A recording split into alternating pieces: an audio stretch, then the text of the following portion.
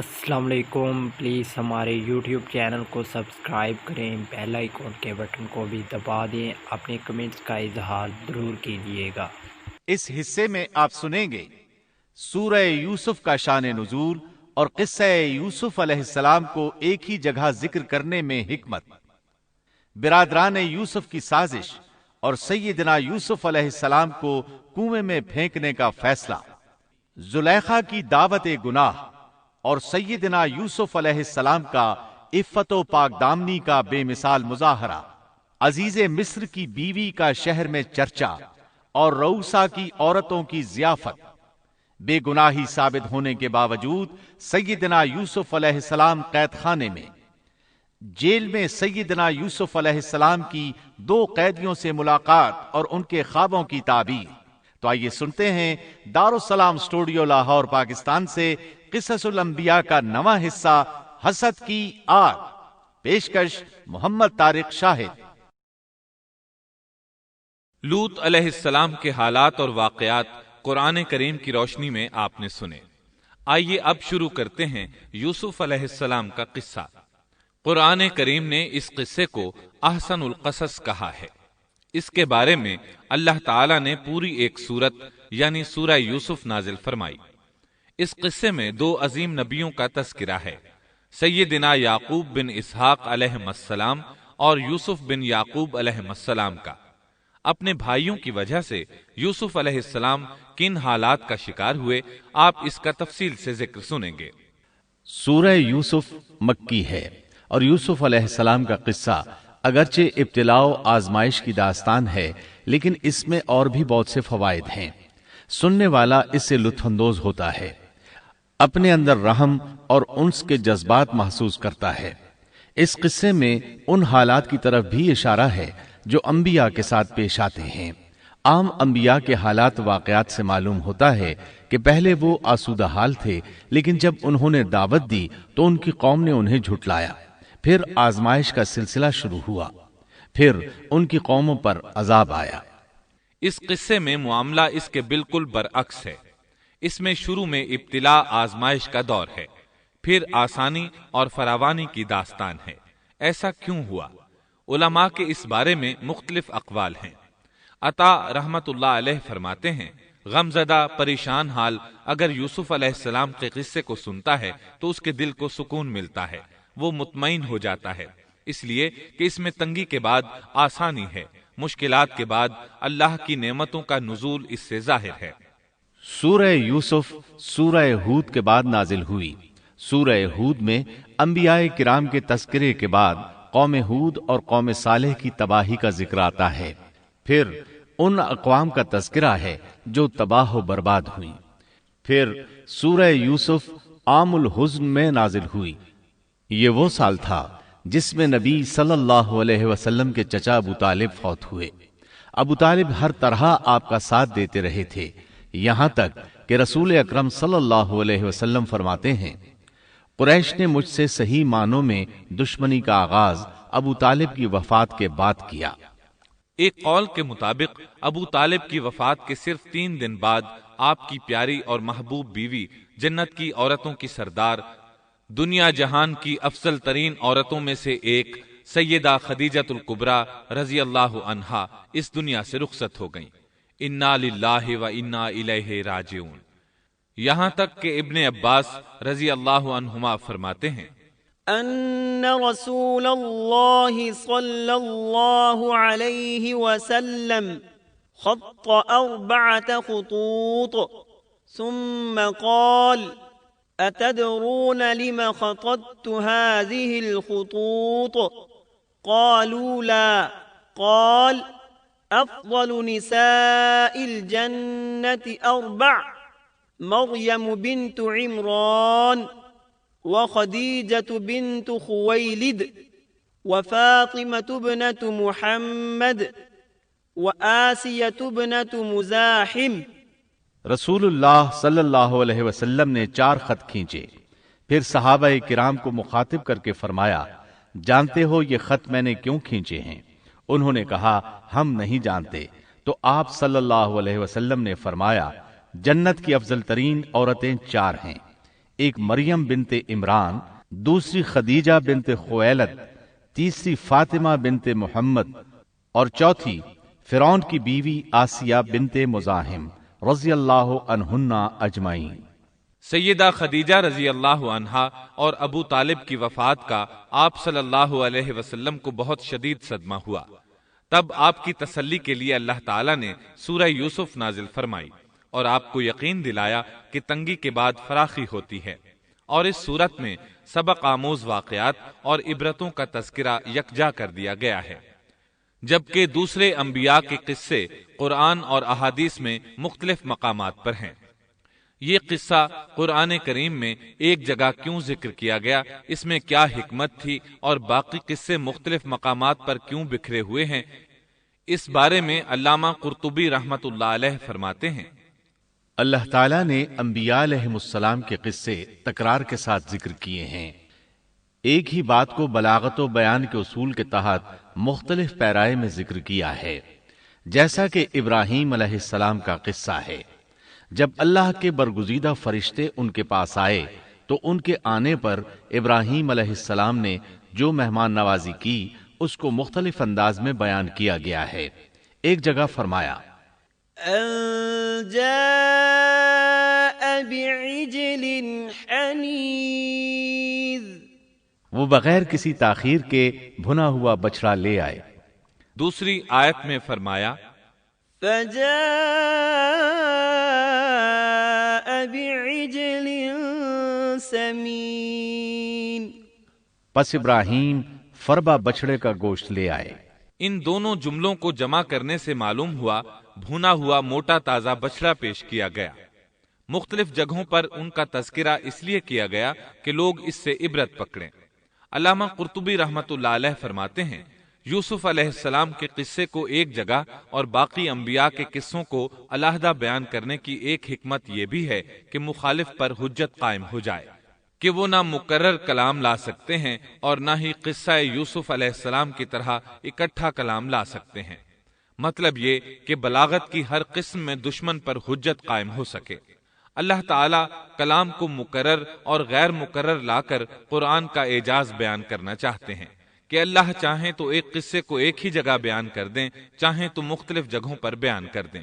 کوئی یہ نہ کہہ سکے کہ دیکھو قرآن میں یہ قصہ علیحدہ علیحدہ بیان ہوا ہے، میں اس کو ایک جگہ بیان کر سکتا ہوں، یا اس کے برعکس یہ نہ کہہ سکے کہ قرآن میں تو یہ قصہ ایک ہی جگہ بیان ہوا ہے، میں اس کو الگ الگ کر کے بیان کر سکتا ہوں۔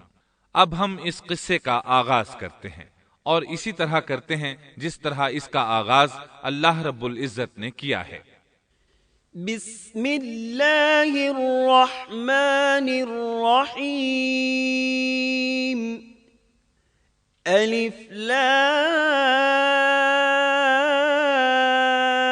لام را، تلك آیات الكتاب المبین، إنا أنزلناه قرآنا عربيا لعلكم تعقلون، نحن نقص عليك أحسن القصص بما أوحينا إليك هذا القرآن وإن كنت من قبله لمن الغافلين۔ شروع اللہ کے نام سے جو بڑا مہربان نہایت رحم والا ہے۔ الف لام را، یہ روشن کتاب کی آیتیں ہیں۔ یقیناً ہم نے اس کتاب کو عربی قرآن بنا کر نازل فرمایا ہے تاکہ تم سمجھ سکو۔ ہم آپ کے سامنے بہترین بیان پیش کرتے ہیں اس قرآن سے جو ہم نے آپ کی جانب وحی کے ذریعے نازل کیا ہے، اور یقیناً آپ اس سے پہلے بے خبروں میں سے تھے۔ قصہ در اصل ایک خبر کے بعد دوسری خبر اور اطلاع در اطلاع کو کہتے ہیں، اور قصص کا اصل قصہ ہے یعنی پیچھے چلنا، جیسا کہ اللہ کی کتاب میں ہے۔ وقالت لأخته قصيه، موسیٰ کی والدہ نے ان کی بہن سے کہا کہ تو اس کے پیچھے پیچھے جا۔ اور قصص کی اصل یہی ہے کہ کسی خبر کا پے در پے آنا، اس لیے ارشاد باری تعالی ہے ہم آپ پر بہترین قصے بیان کرتے ہیں۔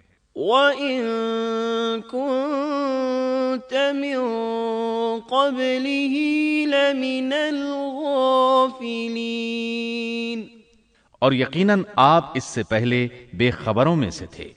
غفلت سے مراد یہاں اللہ کے ذکر سے غفلت نہیں، بلکہ اس کا مطلب یہ ہے کہ نزول قرآن سے پہلے آپ ان قصص سے واقف نہیں تھے۔ اللہ تعالیٰ سورہ یوسف آیت 4 اور 5 میں فرماتے ہیں، إِذْ قَالَ يُوسُفُ لِأَبِيهِ يَا أَبَتِ إِنِّي رَأَيْتُ 11 كَوْكَبًا وَالشَّمْسَ وَالْقَمَرَ رَأَيْتُهُمْ لِي سَاجِدِينَ قال يا بني لا تقصص رؤياك على إخوتك فيكيدوا لك كيدا إن الشيطان للإنسان عدو مبين۔ جب یوسف نے اپنے باپ سے ذکر کیا کہ ابا جی میں نے 11 ستاروں اور سورج چاند کو خواب میں دیکھا ہے کہ وہ سب مجھے سجدہ کر رہے ہیں، یعقوب نے کہا پیارے بچے اپنے اس خواب کا ذکر اپنے بھائیوں سے نہ کرنا، ایسا نہ ہو کہ وہ تیرے ساتھ کوئی فریب کاری کرے، شیطان تو انسان کا کھلا دشمن ہے۔ رؤیا سے مراد وہ خواب ہے جس کو انسان نیند کی حالت میں دیکھے، اور رؤیت سے مراد وہ حقیقت ہے جس کو انسان حالت بیداری میں اپنی آنکھوں سے دیکھے۔ تو یوسف علیہ السلام نے خواب میں دیکھا کہ 11 ستارے اور سورج اور چاند انہیں سجدہ کر رہے ہیں۔ یعقوب علیہ السلام خواب کی حقیقت کو جان گئے، اگرچہ آپ خوابوں کی تعبیر نہیں بتاتے تھے، لیکن انہیں علم ہو گیا کہ اس میں یوسف علیہ السلام کی تکریم ہے، اور انہیں یہ بھی علم تھا کہ یوسف علیہ السلام کے بھائی ان سے حسد کرتے ہیں، اسی لیے انہوں نے یوسف علیہ السلام سے کہا کہ اپنے بھائیوں کو یہ خواب نہ سنانا۔ یوسف علیہ السلام کے 11 بھائی تھے، بنیامین ان کے سگے بھائی تھے، باقی 6 ایک ماں سے اور 4 2 لونڈیوں سے تھے۔ حقیقی بھائی ان سے حسد نہیں کرتا تھا، وہ عمر میں ان سے چھوٹا تھا، باقی سب ان سے حسد کرتے تھے، اور اس حسد کی وجہ یہ تھی کہ یعقوب علیہ السلام ان سے والہانہ محبت کرتے تھے۔ اسی طرح بنیامین سے بھی انہیں بہت لگاؤ تھا، مطلب یہ کہ ان دونوں سے انہیں زیادہ محبت تھی، اور محبت میں کمی بیشی کوئی بری چیز نہیں، البتہ نبی کریم صلی اللہ علیہ وسلم نے فرمایا ان میں عدل سے ضرور کام لیں۔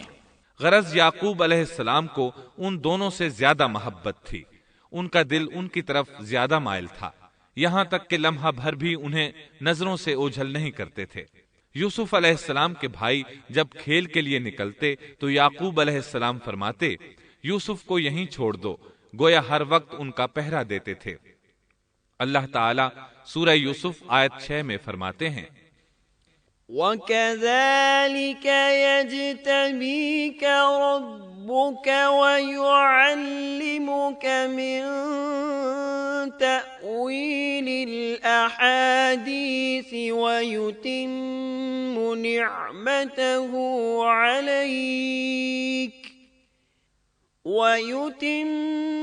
نِعْمَتَهُ عَلَيْكَ وَعَلَى آلِ يَعْقُوبَ كَمَا أَتَمَّهَا عَلَى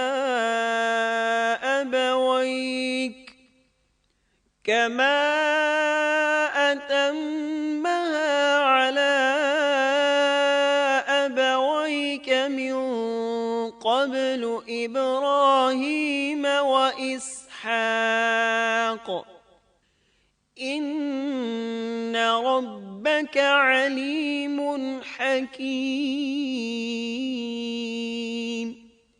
اور اسی طرح تجھے تیرا پروردگار برگزیدہ کرے گا، اور تجھے معاملہ فہمی یعنی خوابوں کی تعبیر بھی سکھائے گا، اور اپنی نعمت تجھے بھرپور عطا فرمائے گا، اور یعقوب کے گھر والوں کو بھی، جیسے کہ اس نے اس سے پہلے تیرے دادا اور پردادا یعنی ابراہیم و اسحاق کو بھی بھرپور اپنی نعمت دی۔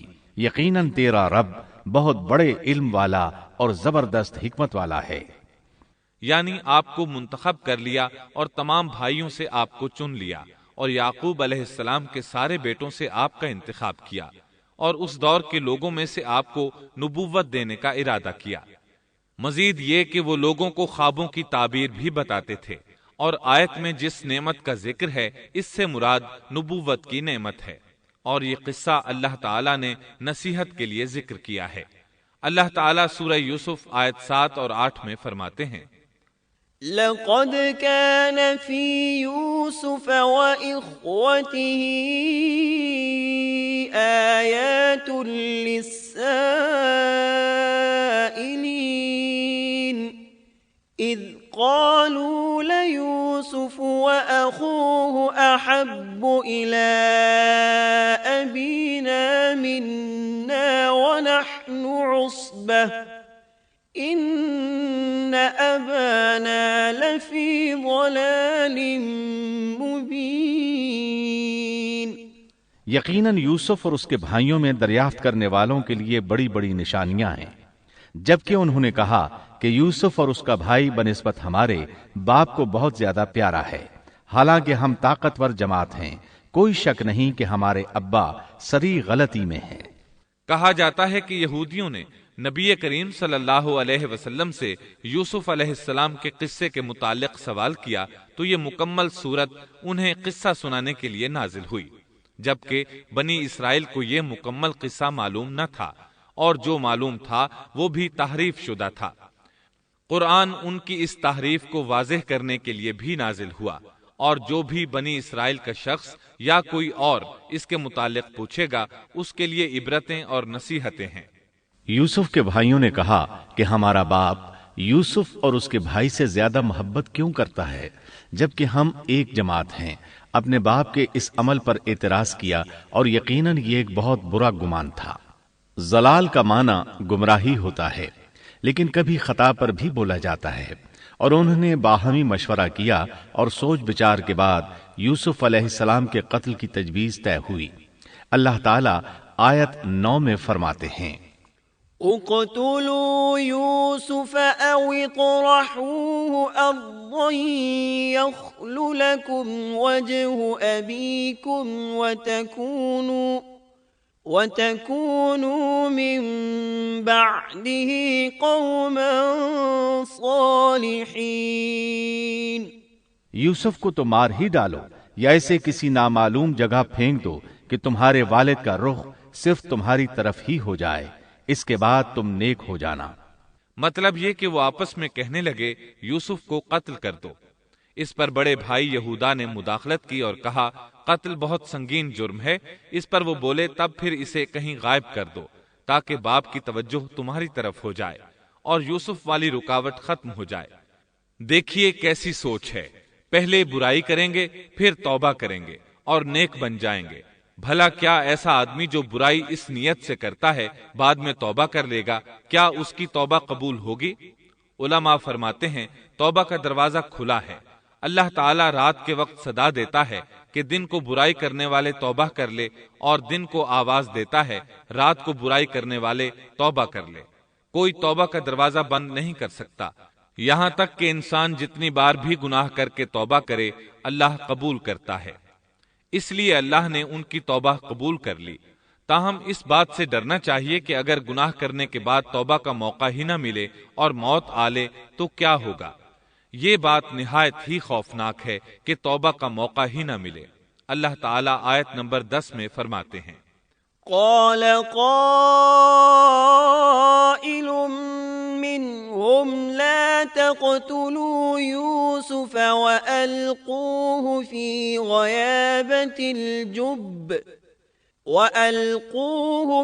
غيابة الجب يلتقطه بعض السيارة إن كنتم فاعلين۔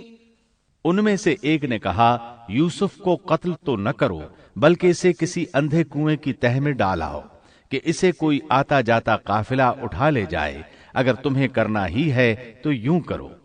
یہودا نے انہیں قتل سے روکا اور کہا، قواسم کے راستے میں اموقی نام کا کنواں ہے، اسے اس میں ڈال دو، کوئی گزرتا ہوا قافلہ اسے اٹھا لے جائے گا، اس سے نجات ہی پانا چاہتے ہو تو یہ کام کرو۔ سب نے اس بات سے اتفاق کیا۔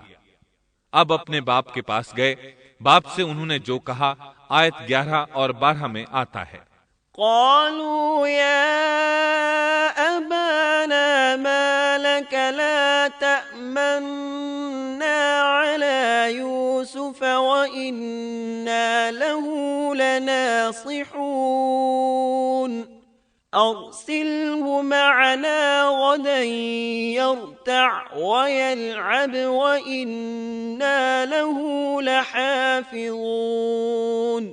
انہوں نے کہا، ابا آخر آپ یوسف کے بارے میں ہم پر اعتبار کیوں نہیں کرتے؟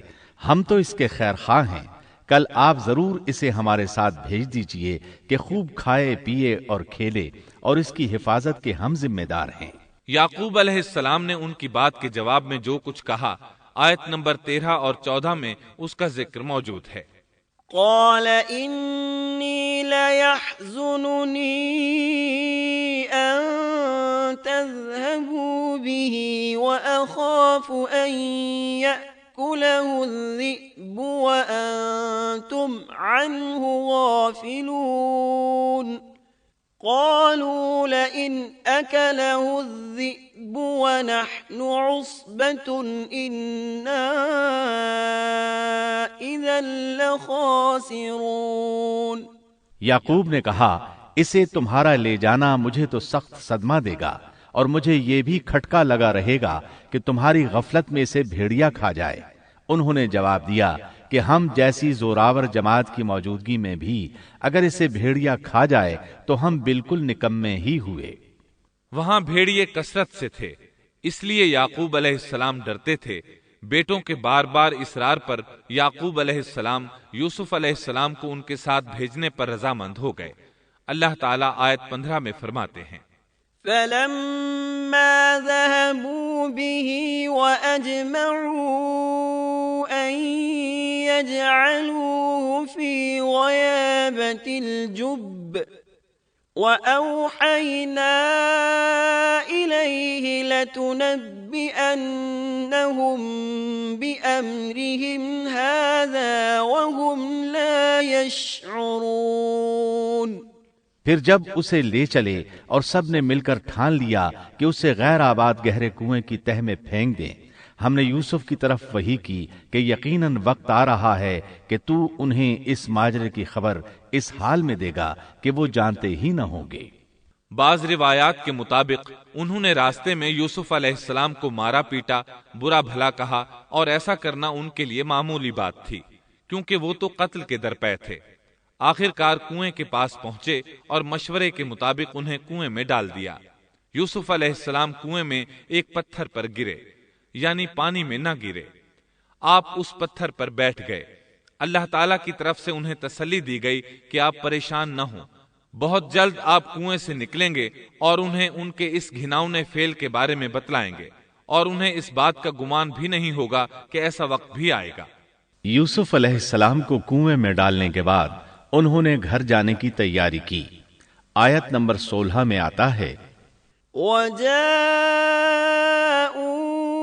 أَبَاهُمْ عِشَاءً يَبْكُونَ۔ اور عشاء کے وقت وہ سب اپنے باپ کے پاس روتے ہوئے پہنچے۔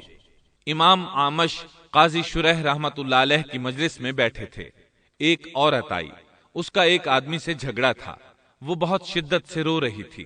عامش بولے، آپ دیکھتے نہیں یہ کس بری طرح رو رہی ہے؟ ان کا مطلب یہ تھا کہ یہ سچی ہے۔ قاضی شریح فرمانے لگے، یوسف علیہ السلام کے بھائی رات کو روتے ہوئے اپنے باپ کے پاس آئے تھے، پس فیصلہ رونے پر نہیں انصاف پر ہونا چاہیے۔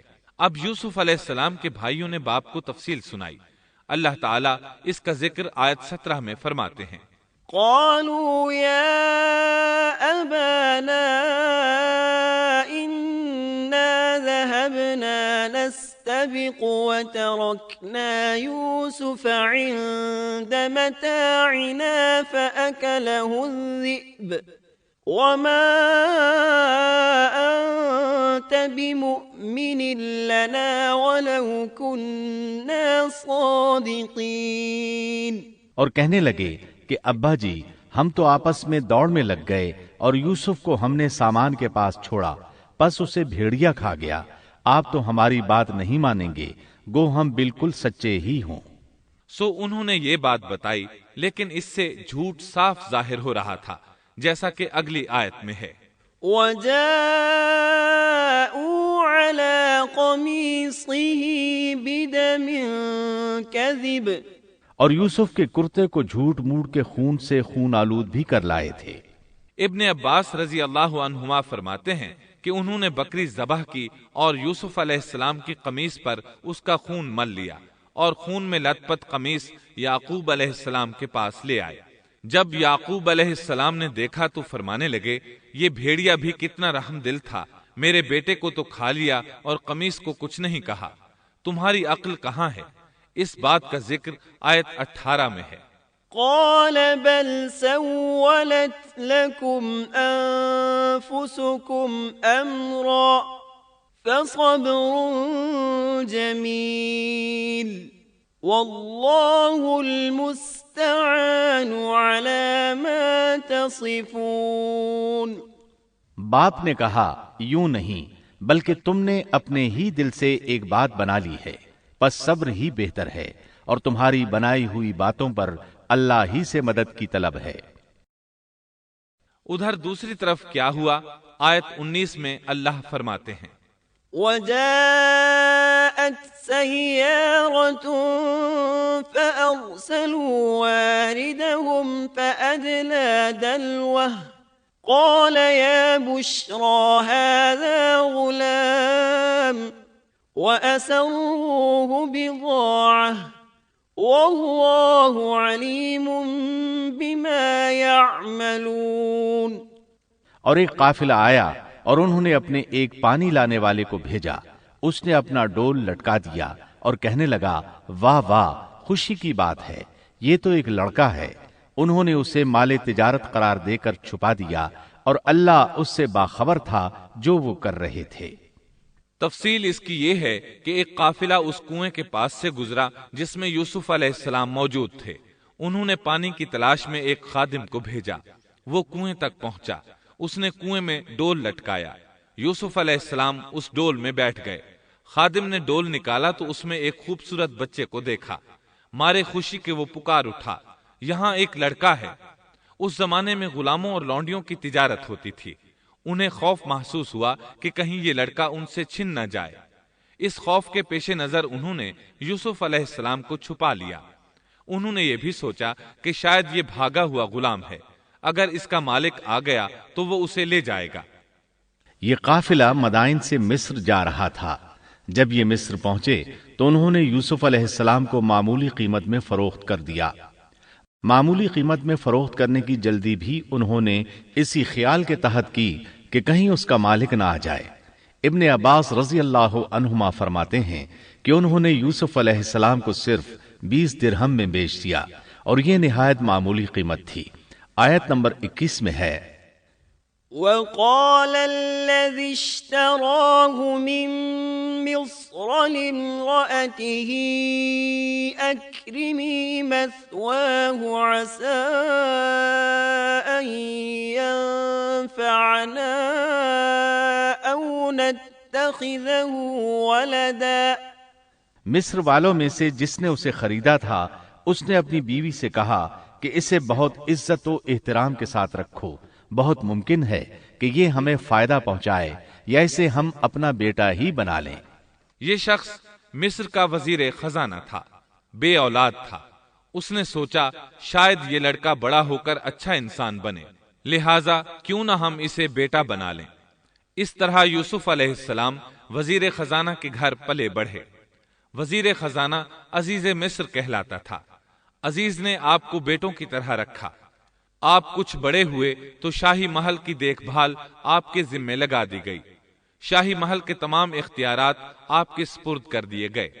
اللہ تعالیٰ آیت 21 اور 22 میں فرماتے ہیں وَكَذَلِكَ مَكَّنَّا لِيُوسُفَ فِي الْأَرْضِ وَلِنُعَلِّمَهُ مِن تَأْوِيلِ الْأَحَادِيثِ وَاللَّهُ غَالِبٌ عَلَى أَمْرِهِ وَلَكِنَّ أَكْثَرَ النَّاسِ لَا يَعْلَمُونَ وَلَمَّا بَلَغَ أَشُدَّهُ آتَيْنَاهُ حُكْمًا وَعِلْمًا وَكَذَلِكَ نَجْزِي الْمُحْسِنِينَ۔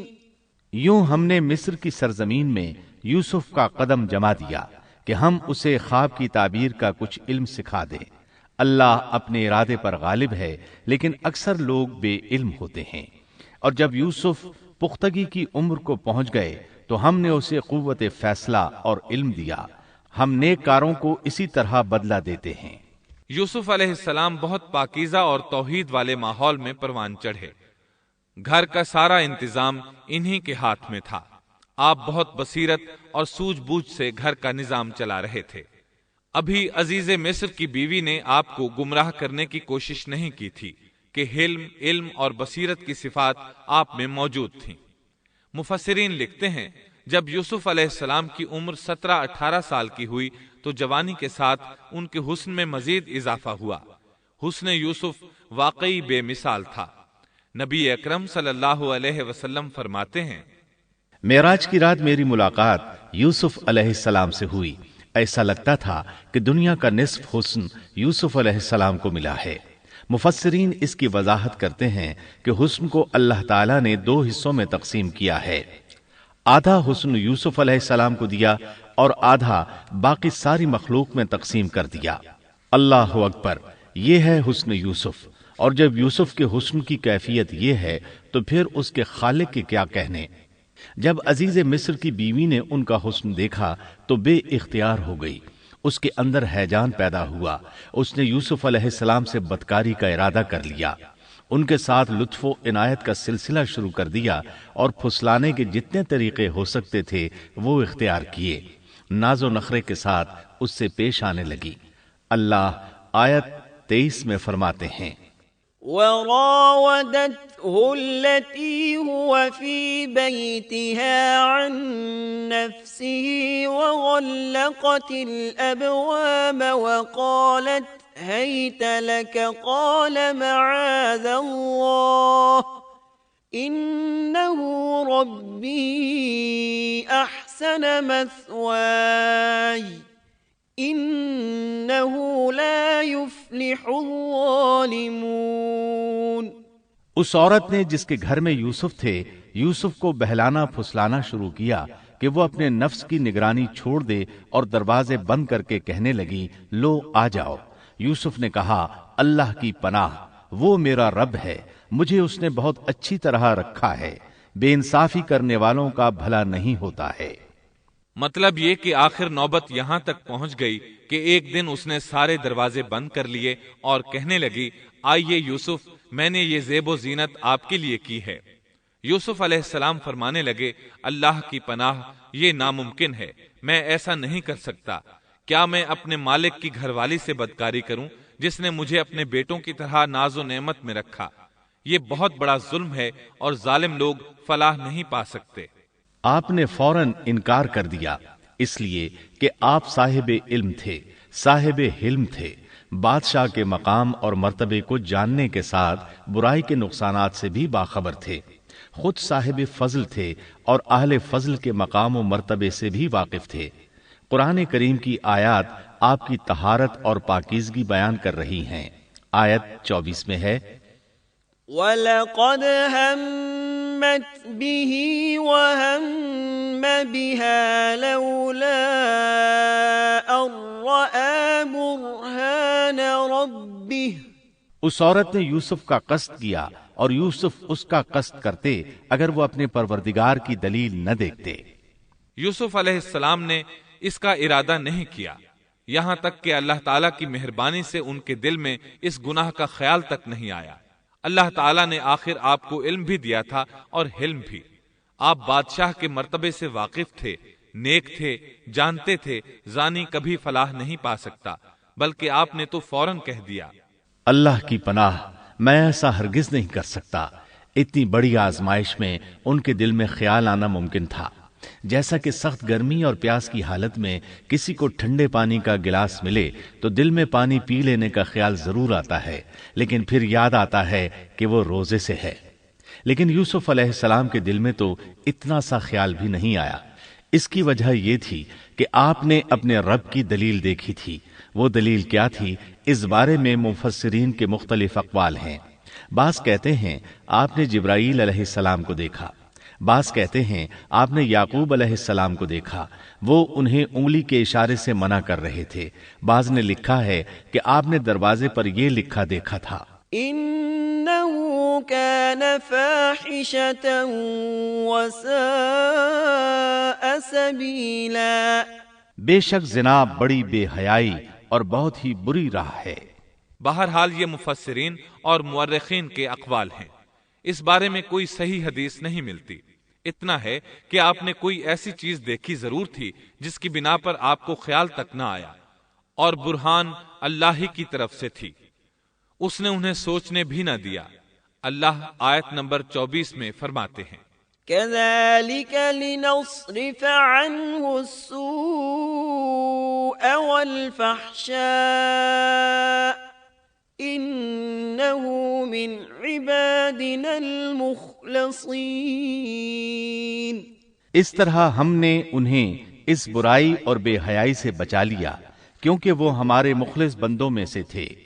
اللہ نے آپ کو صرف زنا سے نہیں برائی سے بھی بچا لیا۔ یہ اس بات کی دلیل ہے کہ آپ نے ارادہ تک نہیں کیا۔ پھر اسی آیت میں اللہ نے آپ کو اپنا برگزیدہ بندہ فرمایا، اور یہ ممکن ہی نہیں کہ کوئی انسان اللہ کے برگزیدہ بندوں میں سے بھی ہو اور پھر کفر بھی کرے، ہرگز ممکن نہیں۔ انبیاء ایسی باتوں سے پاک رہتے ہیں۔ عزیز مصر کی بیوی نے اصرار کیا، آپ کو مجبور کیا، اور لگی چمٹنے تو یوسف علیہ السلام وہاں سے بھاگے۔ عزیز کی بیوی آپ کے پیچھے بھاگی۔ اللہ تعالیٰ نے آیت 25 میں اس واقعے کو یوں بیان فرمایا ہے، واستبق الباب وقدت قميصه من دبر وألف يا سيدها لدى الباب قالت ما جزاء من أراد بأهلك سوءا إلا أن يسجن أو عذاب أليم۔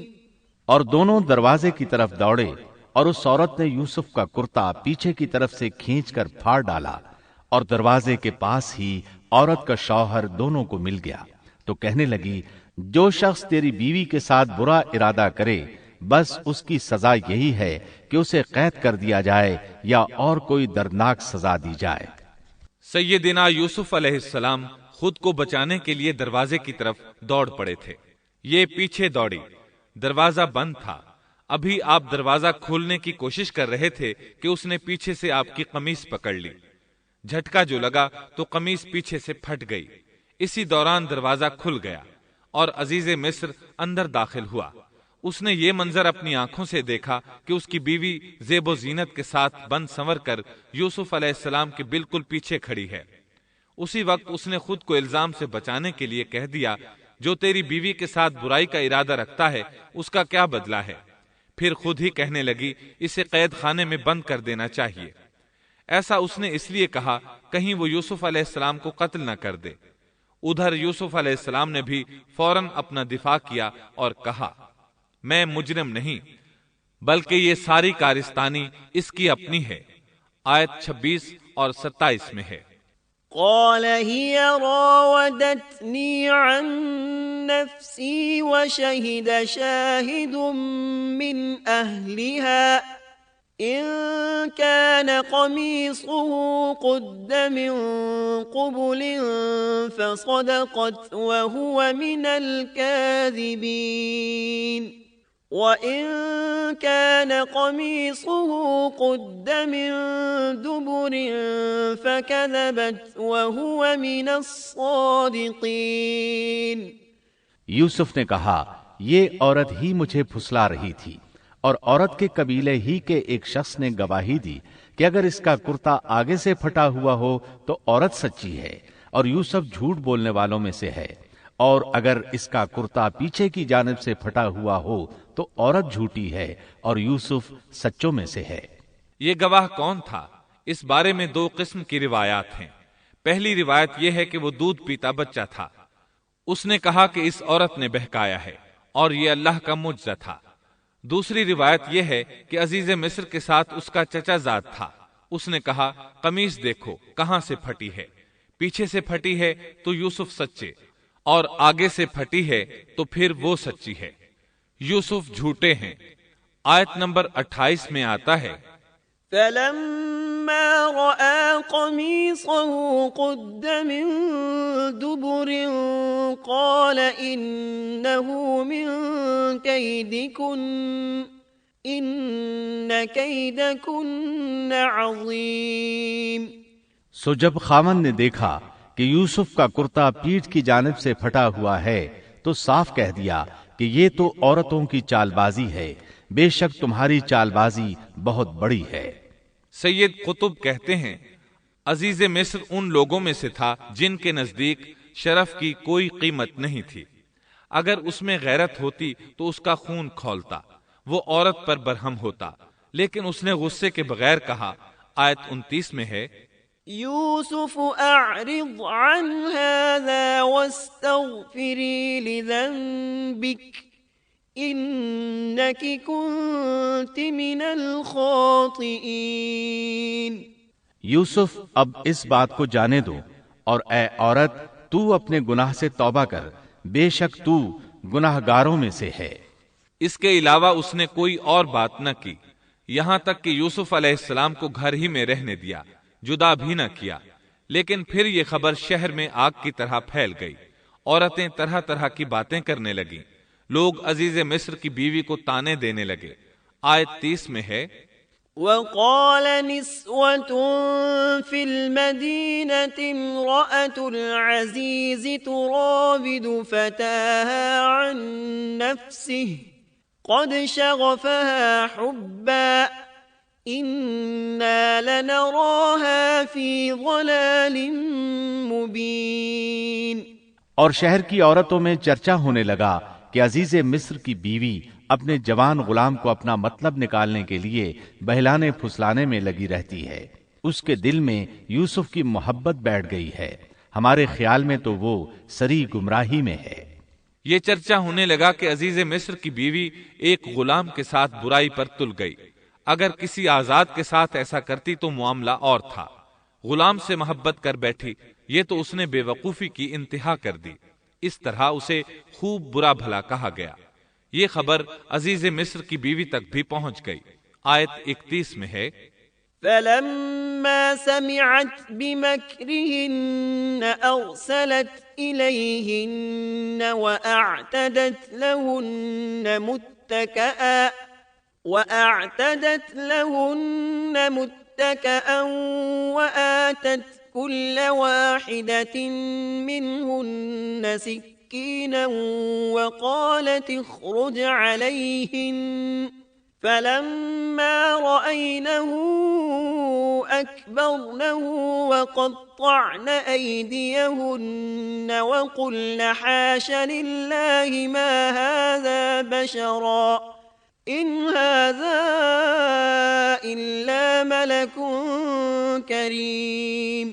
اس نے جب ان عورتوں کی پرفریب مکارانہ باتیں سنی تو انہیں بلوا بھیجا اور ان کے لیے ایک مجلس مرتب کی، اور ان میں سے ہر ایک کو چھری دی اور کہا اے یوسف ان کے سامنے چلے آؤ۔ ان عورتوں نے جب اسے دیکھا تو بہت بڑا جانا اور اپنے ہاتھ کاٹ لیے، اور زبان سے نکل گیا کہ اللہ کی پناہ، یہ انسان تو ہرگز نہیں، یہ تو یقیناً کوئی بہت ہی بزرگ فرشتہ ہے۔ وضاحت اس کی یہ ہے کہ اس عورت نے اپنے گھر میں ایک دعوت کا انتظام کیا، تمام عورتوں کو اس دعوت میں بلایا، دعوت کا انتظام اس طرح کیا کہ سب کے لیے ایک تکیہ لگایا، پھل سامنے رکھے اور ہر ایک کو ایک ایک چھری تھما دی۔ ساتھ ہی یوسف علیہ السلام سے کہا کہ مجلس میں آ جائیں۔ جب یوسف علیہ السلام آئے تو وہ انہیں دیکھ کر مبہوت رہ گئیں۔ ان کے حسن سے اس قدر متاثر ہوئیں کہ اپنا ہوش نہ رہا اور پھلوں کے بجائے اپنے ہاتھ کاٹ ڈالے، لیکن اس کا انہیں احساس تک نہ ہوا۔ سبحان اللہ، کیا حسن تھا جس کی وجہ سے انہوں نے اپنے ہاتھ کاٹ لیے اور خبر تک نہ ہوئی۔ کہنے لگیں یہ تو کوئی فرشتہ معلوم ہوتا ہے، انسان اتنا خوبصورت کیسے ہو سکتا ہے؟ آیت 32 میں ہے، قالت فذلكن الذي لمتنني فيه ولقد راودته عن نفسه فاستعصم ولئن لم يفعل ما آمره ليسجنن وليكون من الصاغرين۔ اس وقت عزیز مصر کی بیوی نے کہا، یہ ہے وہ جس کے بارے میں تم مجھے تانا دے رہی تھی۔ میں نے ہر چند اس سے اپنا مطلب حاصل کرنا چاہا، لیکن یہ بال بال بچا رہا، اور جو کچھ میں اس سے کہہ رہی ہوں اگر یہ نہ کرے گا تو یقیناً یہ قید کر دیا جائے گا، اور بے شک یہ بہت ہی بے عزت ہوگا۔ یہ آیت اس بات کی واضح دلیل ہے کہ یوسف علیہ السلام نے برائی کا ارادہ نہیں کیا تھا۔ پھر بات یہیں پر ختم نہیں ہو گئی، بلکہ تمام عورتیں یوسف علیہ السلام پر ٹوٹ پڑیں۔ ان میں سے ہر ایک کی خواہش تھی کہ یوسف علیہ السلام اس سے محبت کریں اور بے حیائی کا ارتکاب کریں۔ اپنی عزت اور شرف کو انہوں نے خاک میں ملا دیا۔ یوسف علیہ السلام کے حسن پر فریفتہ ہو گئیں۔ اس کیفیت کو دیکھ کر یوسف علیہ السلام نے اپنے رب سے دعا کی۔ آیت 33 اور 34 میں آتا ہے، قال رب السجن احب الي مما يدعونني اليه والا تصرف عني كيدهن اصب اليهن واكن من الجاهلين فاستجاب له ربه فصرف عنه كيدهن انه هو السمیع العلیم۔ یوسف نے دعا کی کہ اے میرے پروردگار، جس بات کی طرف یہ عورتیں مجھے بلا رہی ہیں اس سے تو مجھے جیل خانہ بہت پسند ہے۔ اگر تو نے ان کا مکر و فریب مجھ سے دور نہ کیا تو میں تو ان کی طرف مائل ہو جاؤں گا اور بالکل نادانوں میں جا ملوں گا۔ اس سے ظاہر ہوا سب عورتیں یوسف علیہ السلام کو اپنی طرف متوجہ کر رہی تھیں۔ انہوں نے ہر طریقہ اختیار کیا، لیکن یوسف علیہ السلام نے کسی ایک کی طرف توجہ نہ دی۔ اللہ نے انہیں بچا لیا اور عورتوں کی چال کو ناکام بنا دیا۔ اس واقعے کی خبر بھی لوگوں میں پھیل گئی۔ عزیز مصر کی بیوی کو پتہ چل گیا کہ یہ خبریں پورے شہر میں پھیل گئی ہیں اور لوگ اسے ہی قصوروار ٹھہرا رہے ہیں۔ تب وہ اپنے خاوند کے پاس گئی، اس سے کہا، اب کیا کیا جائے؟ سب لوگ مجھے ہی الزام دے رہے ہیں، معاملہ بہت پھیل گیا ہے، اس بات کو دبانے کے لیے کچھ کرنا چاہیے۔ عزیز مصر نے کہا، پھر کیا کیا جائے؟ آخر آپس میں مشورہ ہوا، دونوں اس پر متفق ہو گئے۔ ابن عباس رضی اللہ عنہما فرماتے ہیں، انہوں نے یوسف علیہ السلام کو ایک گدھے پر سوار کیا اور ایک ڈھول والا ساتھ کر دیا اور یہ منادی کرائی کہ اس عبرانی غلام نے اپنی مالکہ کے ساتھ برائی کی کوشش کی ہے، لہٰذا اسے اس جرم کی پاداش میں جیل میں ڈالا جاتا ہے۔ گویا انہوں نے اپنے پر سے الزام ختم کرنے کا یہ منصوبہ سوچا۔ اس بارے میں اللہ آیت 35 میں فرماتے ہیں، ثم بدا لهم من بعد ما رأوا الآيات ليسجننه حتى حين۔ پھر ان تمام نشانوں کے دیکھ لینے کے بعد بھی انہیں یہی مصلحت معلوم ہوئی کہ یوسف کو کچھ مدت کے لیے قید خانے میں رکھیں۔ انہوں نے یہ اس لیے کہا تاکہ یوسف علیہ السلام پر تہمت لگائی جا سکے۔ اس طرح یوسف علیہ السلام قید خانے میں آ گئے۔ ان کے ساتھ 2 نوجوان اور قید خانے میں بھیجے گئے تھے۔ کچھ دن ساتھ رہنے کے بعد وہ جان گئے کہ یوسف علیہ السلام نیک سیرت انسان ہیں، عبادت گزار نوجوان ہیں۔ ایک رات دونوں نوجوانوں نے خواب دیکھے۔ صبح ہوئی تو دونوں یوسف علیہ السلام کے پاس گئے اور اپنا اپنا خواب سنایا۔ قرآن کریم آیت 36 میں اس کو یوں بیان کرتا ہے، قال احدهما انی ارانی اعصر خمرا وقال الآخر انی ارانی احمل فوق رأسی خبزا تأکل الطیر منه نبئنا بتأویلہ انا نراک من المحسنین۔ اس کے ساتھ ہی 2 اور جوان بھی جیل خانے میں داخل ہوئے۔ ان میں سے ایک نے کہا کہ میں نے خواب میں اپنے آپ کو شراب نچوڑتے دیکھا ہے، اور دوسرے نے کہا میں نے اپنے آپ کو دیکھا ہے کہ میں اپنے سر پر روٹی اٹھائے ہوئے ہوں جسے پرندے کھا رہے ہیں، ہمیں آپ اس کی تعبیر بتائیے، ہمیں تو آپ خوبیوں والے شخص دکھائی دیتے ہیں۔ قید خانے کے قیدی بھی جان چکے تھے کہ یوسف علیہ السلام نیک ہیں۔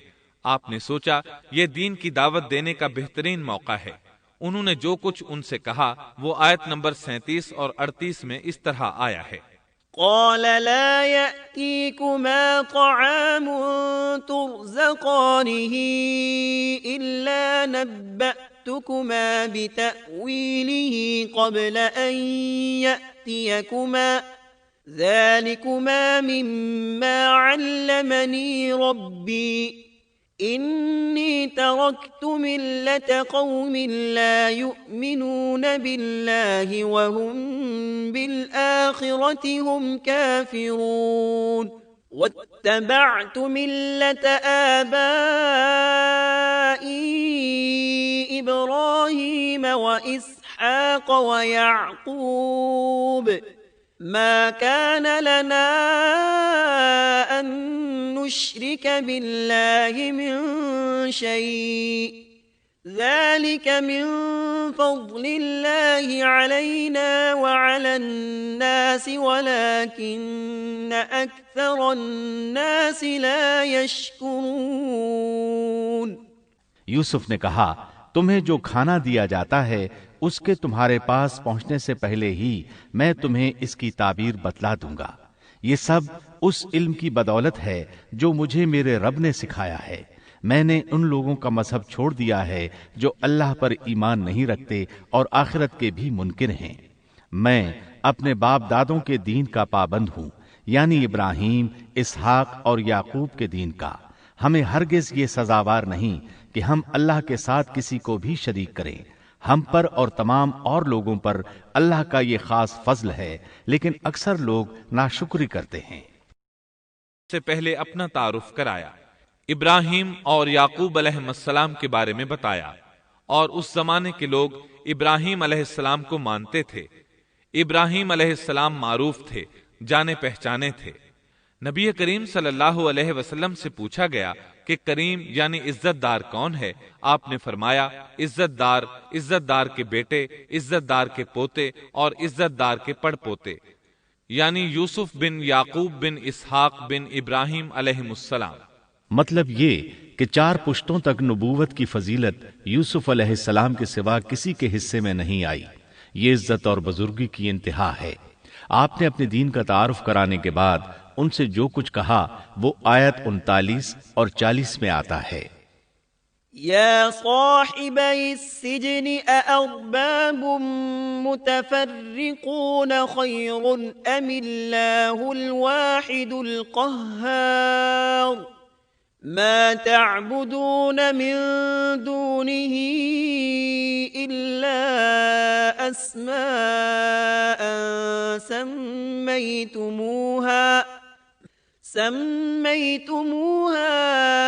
أنتم وآباؤكم ما أنزل الله بها من سلطان إن الحكم إلا لله أمر ألا تعبدوا إلا إياه ذلك الدين القيم ولكن أكثر الناس لا يعلمون۔ اے میرے قید کے ساتھیو، کیا بھلا کئی جدا جدا پروردگار بہتر ہیں یا ایک اللہ زبردست طاقتور؟ اس کے سوا تم جن کی پوجا باٹ کر رہے ہو وہ سب نام ہی نام ہیں جو تم نے اور تمہارے باپ دادوں نے خود ہی گھڑ لیے ہیں۔ اللہ نے ان کی کوئی دلیل نازل نہیں فرمائی۔ فرما روائی صرف اللہ ہی کی ہے۔ اس کا فرمان ہے کہ تم سب سوائے اس کے کسی اور کی عبادت نہ کرو، یہی دین درست ہے، لیکن اکثر لوگ نہیں جانتے۔ پھر یوسف علیہ السلام نے انہیں خواب کی تعبیر بتائی۔ اس کا ذکر سورہ یوسف آیت 41 میں ہے۔ يا صاحبي السجن أما أحدكما فيسقي ربه خمرا وأما الآخر فيصلب فتأكل الطير من رأسه قضي الأمر الذي فيه تستفتيان۔ اے میرے قید خانے کے رفیقو، تم دونوں میں سے ایک تو اپنے بادشاہ کو شراب پلانے پر مقرر ہو جائے گا، لیکن دوسرا سولی دیا جائے گا اور پرندے اس کا سر نوچ نوچ کھائیں گے۔ تم دونوں جس کے بارے میں تحقیق کر رہے تھے اس کام کا فیصلہ کر دیا گیا۔ تعبیر سن کر وہ قیدی کہنے لگے، ہم نے اس طرح خواب نہیں دیکھا۔ جس کے قتل کی تعبیر بتائی گئی تھی وہ تو خاص طور پر کہنے لگا، میں نے یہ خواب نہیں دیکھا۔ اس پر یوسف علیہ السلام نے فرمایا، یہ اللہ کا فیصلہ ہے، تبدیل نہیں ہو سکتا۔ پھر آپ نے دوسرے قیدی سے فرمایا، وقال للذي ظن أنه ناج منهما اذكرني عند ربك فأنساه الشيطان ذكر ربه فلبث في السجن بضع سنين۔ اور جس کی نسبت یوسف کا گمان تھا کہ ان دونوں میں سے یہ چھوٹ جائے گا، اس سے کہا کہ اپنے بادشاہ سے میرا ذکر بھی کر دینا۔ پھر اسے شیطان نے اپنے بادشاہ سے ذکر کرنا بھلا دیا اور یوسف نے کئی سال قید خانے ہی میں کاٹے۔ پھر اسی طرح ہوا، ایک کو پھانسی پر چڑھا دیا گیا، دوسرا بادشاہ کو شراب پلانے پر مقرر ہوا، لیکن وہ یوسف علیہ السلام کا ذکر کرنا بھول گیا۔ اللہ تعالیٰ آیت 42 میں فرماتے ہیں، فأنساه الشيطان، شیطان نے اسے بھلا دیا۔ اس آیت کی تفسیر بعض مفسرین نے یہ کی ہے کہ شیطان نے یوسف علیہ السلام کو اپنے رب یعنی اللہ تعالیٰ کی یاد سے غافل کر دیا، اور انہوں نے ایک بندے سے چاہا کہ وہ اپنے رب یعنی شاہ مصر سے ان کا تذکرہ کر کے ان کی رہائی کی کوشش کرے۔ اس لیے اللہ تعالیٰ نے ان کو یہ سزا دی کہ وہ کئی سال تک جیل میں پڑے رہے۔ یہ تفسیر بالکل غلط ہے۔ درست یہ ہے کہ فَأَنْسَاهُ کی ضمیر اس شخص کی طرف لوٹتی ہے جس کے متعلق یوسف علیہ السلام کا گمان تھا کہ وہ رہائی پانے والا ہے، اور اس آیت کے معنی یہ ہیں کہ شیطان نے اس شخص کو اپنے آقا سے یوسف علیہ السلام کا ذکر کرنا بھلا دیا، جیسا کہ علامہ ابن کثیر اور دیگر مفسرین نے اسی طرح کہا ہے۔ انس رضی اللہ عنہ سے مروی یہ روایت کہ اللہ تعالیٰ نے یوسف علیہ السلام کی طرف وحی کی کہ اے یوسف، تجھے تیرے بھائیوں سے کس نے نجات دی؟ فرمایا، اے اللہ، آپ نے۔ اللہ نے پھر پوچھا، یوسف، تجھے کنویں سے کس نے نکالا؟ انہوں نے جواب دیا، اللہ، آپ نے۔ اللہ تعالیٰ نے پھر پوچھا، یوسف، تجھے عورتوں سے کس نے بچایا؟ کہا، اللہ، آپ نے۔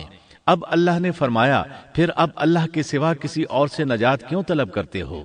یہ روایت عقل اور نقل دونوں کے خلاف ہے، کیونکہ تکالیف و مصائب سے خلاصی کے لیے دنیاوی اسباب اختیار کرنا جائز ہے، جیسا کہ سورۃ المائدہ میں اللہ تعالیٰ فرماتے ہیں کہ نیکی اور تقوی کے کاموں میں ایک دوسرے کا تعاون کرو، اور یوسف علیہ السلام کا رہائی پانے والے شخص سے اپنی رہائی کے متعلق بادشاہ سے بات کرنے کو کہنا اس آیت کے عین مطابق ہے، اور ایسا کرنا توکل علی اللہ کے خلاف نہیں۔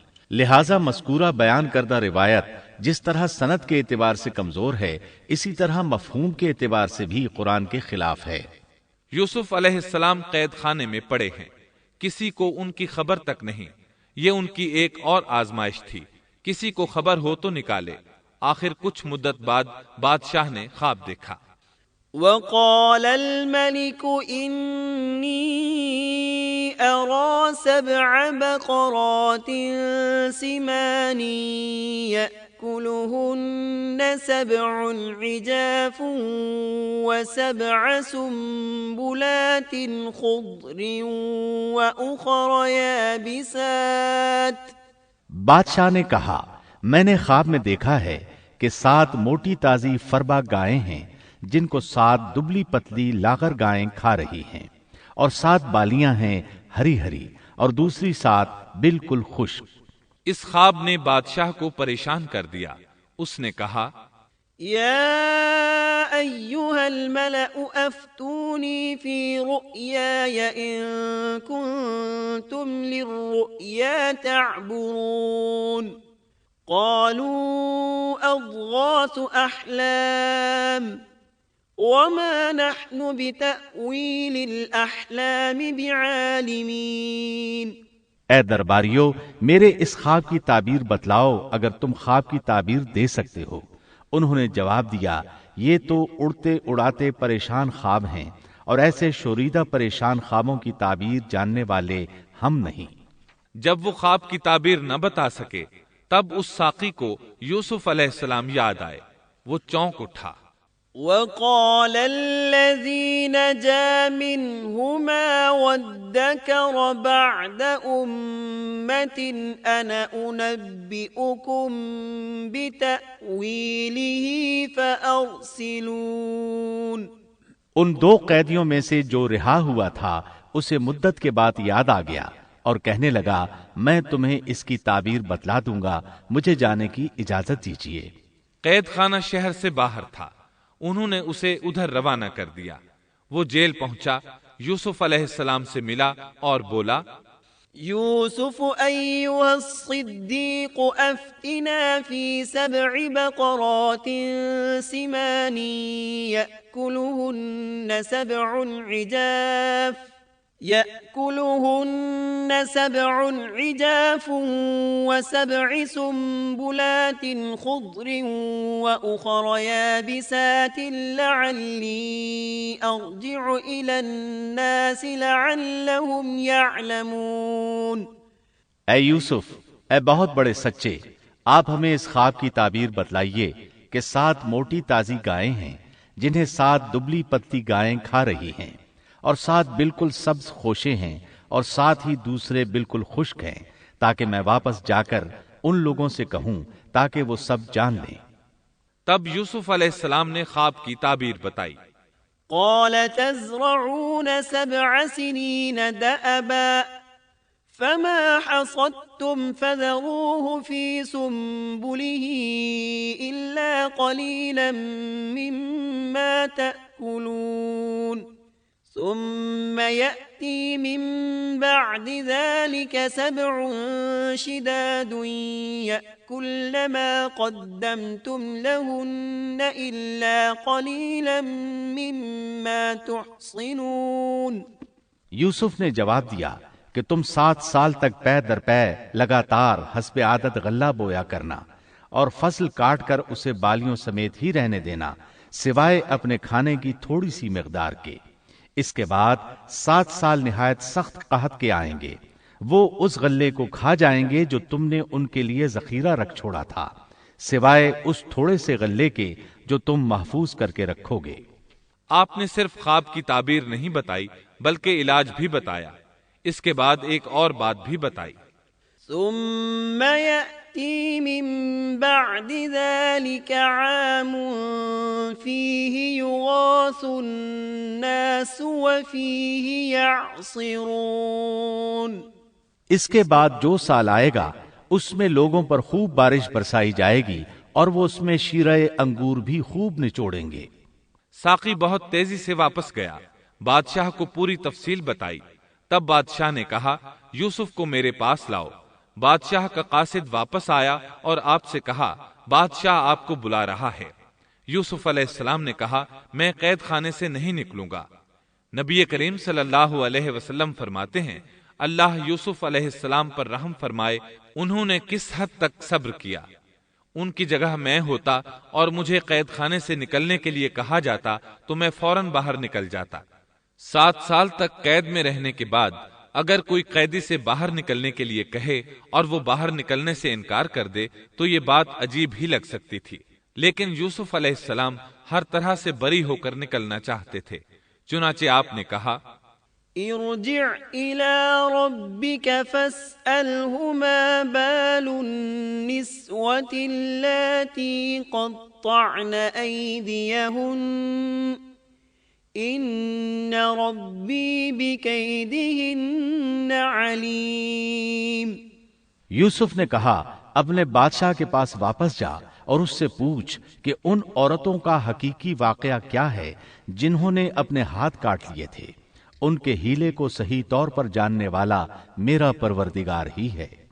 قاصد واپس آیا، اس نے بادشاہ کو یوسف کا جواب سنایا۔ اب بادشاہ نے ان عورتوں کو جمع کیا اور کہا قال ما خطبكن إذ راوتن يوسف عن نفسه قلنا حاش لله ما علمنا عليه من سوء قالت امرأة العزيز الآن حصحص الحق أنا راودته عن نفسه وإنه لمن الصادقين ذلك ليعلم أني لم أخنه بالغيب وأن الله لا يهدي كيد الخائنين وما أبرئ نفسي إن النفس لأمارة بالسوء إلا ما رحم ربي ان ربی غفور رحیم۔ بادشاہ نے پوچھا اے عورتو، اس وقت کا صحیح واقعہ کیا ہے جب تم داؤ فریب کر کے یوسف کو اس کی دلی منشا سے بہکانا چاہتی تھی؟ انہوں نے صاف جواب دیا کہ معاذ اللہ، ہم نے یوسف میں کوئی برائی نہیں پائی۔ پھر تو عزیز مصر کی بیوی بھی بول اٹھی کہ اب تو حق سچ واضح ہو گیا ہے، میں نے ہی اسے ورغلایا تھا اس کے جی سے، اور یقیناً وہ سچوں میں سے ہے۔ یوسف نے کہا یہ اس واسطے کہ عزیز مصر جان لے کہ میں نے اس کی پیٹھ پیچھے اس کی خیانت نہیں کی، اور یہ بھی کہ اللہ دغابازوں کے ہتھ کنڈے چلنے نہیں دیتا۔ میں اپنے نفس کی پاکیزگی بیان نہیں کرتا، بے شک نفس تو برائی پر ابھارنے والا ہی ہے، مگر یہ کہ میرا پروردگار ہی اپنا رحم کرے، یقیناً میرا پالنے والا، بڑی بخشش کرنے والا اور بہت مہربانی فرمانے والا ہے۔ بعض مفسرین کے نزدیک یہ یوسف علیہ السلام کا قول ہے، اور یہ انہوں نے اس وقت کہا جب جیل میں ان کو یہ ساری تفصیل بتلائی گئی، یا بعض کے بقول بادشاہ کے پاس جا کر انہوں نے یہ کہا۔ بعض مفسرین کے نزدیک یہ بھی عزیز مصر کی بیوی ہی کا قول ہے، اور مطلب یہ ہے کہ یوسف کی غیر موجودگی میں بھی اسے غلط طور پر تہمت لگا کر خیانت کا ارتکاب نہیں کرتی، بلکہ امانت کے تقاضوں کو سامنے رکھتے ہوئے اپنی غلطی کا اعتراف کرتی ہوں۔ یا یہ مطلب ہے کہ میں نے یوسف کو پھسلانے کی کوشش ضرور کی، لیکن واقعہ یہ ہے کہ اپنے خاوند کی خیانت نہیں کی اور کسی بڑے گناہ میں واقع نہیں ہوئی۔ حافظ ابن کثیر نے اسی قول کو ترجیح دی ہے اور اسے سیاق و معانی کے اعتبار سے زیادہ مناسب اور موزوں قرار دیا ہے۔ آیت 54 میں اللہ تعالیٰ فرماتے ہیں وقال الملك ائتوني به استخلصه لنفسي فلما كلمه قال إنك اليوم لدينا مكين أمين۔ بادشاہ نے کہا اسے میرے پاس لاؤ کہ میں اسے اپنے خاص کاموں کے لیے مقرر کر لوں۔ پھر جب اس سے بات چیت کی تو کہنے لگا کہ آپ ہمارے ہاں آج سے ذی عزت اور امانت دار ہیں۔ تب یوسف علیہ السلام بولے قال اجعلني على خزائن الأرض إني حفيظ عليم۔ وكذلك مكنا ليوسف في الأرض يتبوأ منها حيث يشاء نصيب برحمتنا من نشاء ولا نضيع أجر المحسنين ولأجر الآخرة خير للذين آمنوا وكانوا يتقون یوسف نے کہا آپ مجھے ملک کے خزانوں پر مقرر کر دیجئے، میں حفاظت کرنے والا اور باخبر ہوں۔ اسی طرح ہم نے یوسف کو ملک کا قبضہ دے دیا کہ وہ جہاں کہیں چاہے رہے سہے، ہم جسے چاہیں اپنی رحمت پہنچا دیتے ہیں، ہم نیکوکاروں کا ثواب ضائع نہیں کرتے، یقیناً ایمانداروں اور پرہیزگاروں کو اخروی اجر بہت ہی بہتر ہے۔ بادشاہ نے یوسف علیہ السلام کو ملک کا مکمل اختیار دے دیا، اور ایک روایت میں ہے اس نے کہا یوسف میرا اختیار اب صرف کرسی تک محدود ہے۔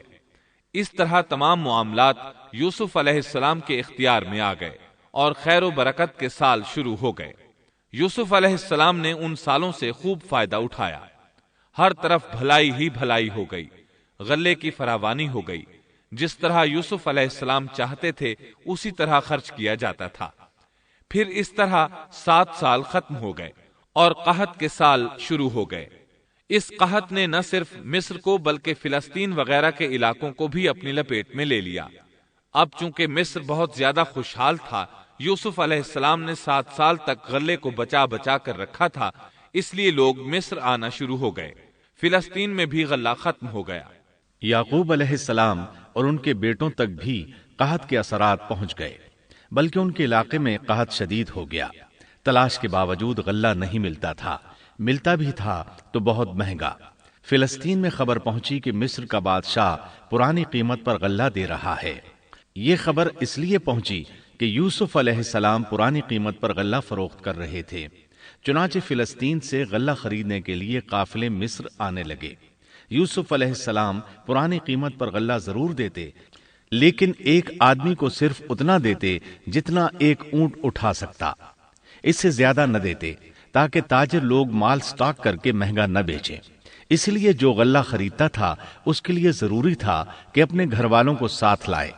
یوسف علیہ السلام ہر ایک سے پوچھتے تمہارے گھر کے کتنے افراد ہیں، انہیں ساتھ لے کر آؤ، اور اس طرح یوسف علیہ السلام کے بھائیوں نے بھی مصر جانے کا ارادہ کر لیا۔ قرآن مجید میں اس کا تذکرہ یوں آیا ہے، وجاء إخوة يوسف فدخلوا عليه فعرفهم وهم له منكرون۔ یوسف کے بھائی آئے اور یوسف کے پاس گئے تو اس نے انہیں پہچان لیا اور انہوں نے اسے نہ پہچانا۔ یوسف علیہ السلام نے گندم دینے سے پہلے پوچھا تم کون ہو، کہاں سے آئے ہو، تم جاسوس لگتے ہو۔ وہ قسمیں کھانے لگے۔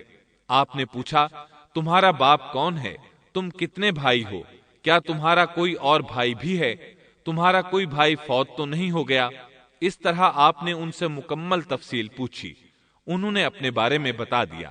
آپ نے ان سے کہا ولما جهزهم بجهازهم قال ائتوني بأخ لكم من أبيكم ألا ترون أني أوفي الكيل وأنا خير المنزلين۔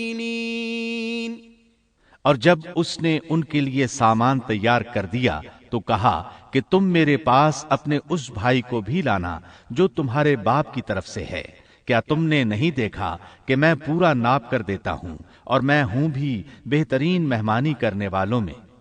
آپ نے ان سے یہ بھی کہا فَإِن لَّمْ تَأْتُونِي بِهِ فَلَا كَيْلَ لَكُمْ عِندِي وَلَا تَقْرَبُونَ۔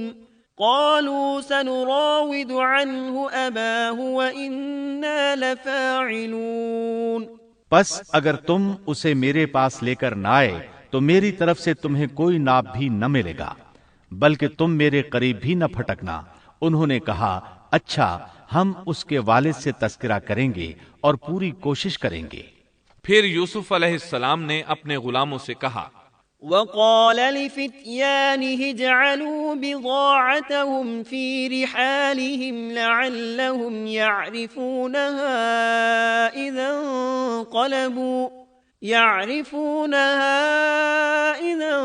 انقلبوا إلى أهلهم لعلهم يرجعون۔ اور اپنے خدمتگاروں سے کہا کہ ان کی پونجی انہی کی بوریوں میں رکھ دو کہ جب لوٹ کر اپنے اہل و عیال میں جائیں اور پونجیوں کو پہچان لیں تو بہت ممکن ہے کہ یہ پھر لوٹ آئیں۔ دراصل یوسف علیہ السلام چاہتے تھے کسی طرح وہ دوبارہ آئیں۔ انہیں یہ خدشہ محسوس ہوا کہ ممکن ہے دوبارہ آنے کے لیے ان کے پاس رقم نہ ہو اور یہ غلہ خریدنے نہ آئیں، اس لیے ان کی قیمت ان کے سامان میں رکھ دی تاکہ وہ دوبارہ آئیں۔ جب یہ گھر پہنچے تو سامان کھولنے سے پہلے باپ سے کہا، فلما رجعوا إلى أبيهم قالوا يا أبانا منع منا الكيل فأرسل معنا أخانا نكتل وإنا له لحافظون۔